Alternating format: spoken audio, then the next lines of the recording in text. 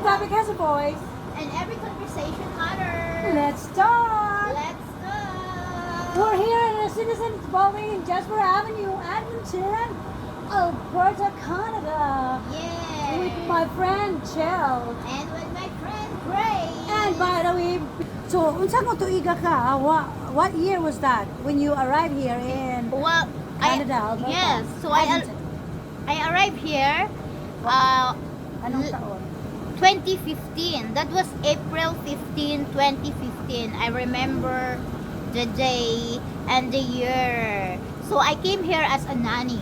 So my first job is a nanny, a live-in caregiver in St. Albert. So first time na ako ari diri pagkuha sa akong amon, tingalan ako, oh my God, where am I? Kasi parang is different kasi Canada is very wide. Ang place niya, wala ko makita nga mountain, wide siya. Parang it's really different experience for me. And then it's gonna be my home for the last 11 years now. So I've been here for 11 years already. Nalida? Early 30s. Wow, you are so brave. Yeah. I'm so brave to come. Yeah, I am actually independent. Like I'm really good at that. That I will just like be away and be myself. I was so scared to Living to alone, how abroad. about you? You're scared? I was scared to go abroad since I was like, those years na uso yung pa Japan. Oh, Japan, yes. I sing, right?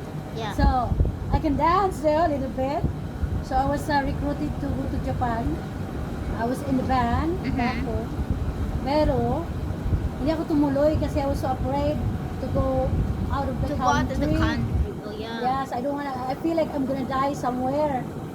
like That's your I don't first. know. I will be homesick. Yeah. Yan ang feeling ko. Mm. So yun, yan. I like nga si Chel, yung mga nag-abroad na mga single pa, Oo. na walang katakot-takot. Ako, natakot Oo. ako mag-abroad. Para sa akin, wala talaga. Talagang kung gusto kong pumunta dito, gusto ko talaga.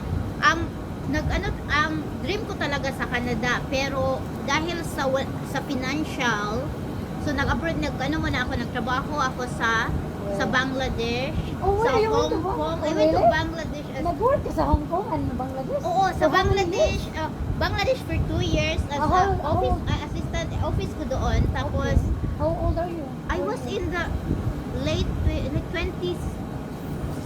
Wow. 26, I was 26 years old. And then, I came home, and then, because I really gusto ko talaga trabaho dito sa Canada, pupunta sa Canada, pumunta ako sa Hong Kong kasi madali lang.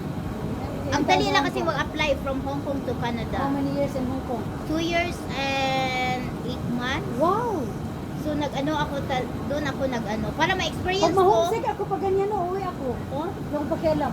ako wala talaga. I will leave. Pero alam mo, ang feeling ko, parang everyday sa Hong Kong kasi caregiver ako, nag-alaga din ako ng bata. Okay.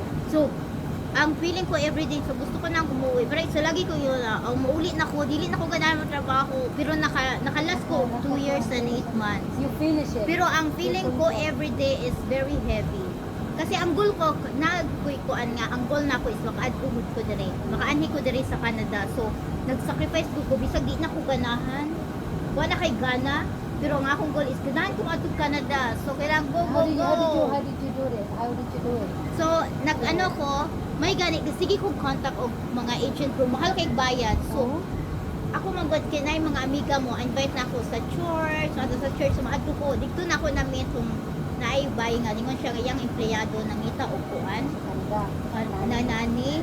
So, i-apply ko, nag-send lang ko application, then akong form, then tawag na, nakakuha ko employer. So, mao na to. Sila na lahat. Sila na. Sila bayad. Oh, so dili kay ko dako Swerte mo kuan. naman. Naswerte ko. Salamat kayo atong kuan kanang nagtabang nako si. Oh, na ko boyfriend ay nga na. Yang friend, yang kung taga Dumaguete po. Taga Dumaguete. Oo, Oo. katong si kuan. Oh, sila si Chris at si Kuan. Oo. Si Jean. Oo. you Dayon met nag-live in caregiver ko tulo ka bata sa St. Albert for 2 years. Wow. Pero nawadan kong trabaho kay na kuan akong amo kanang laki nga pagkapasweldo na ako nakuan siya kanang nali-off sa trabaho. So ang iyang nali-off ko.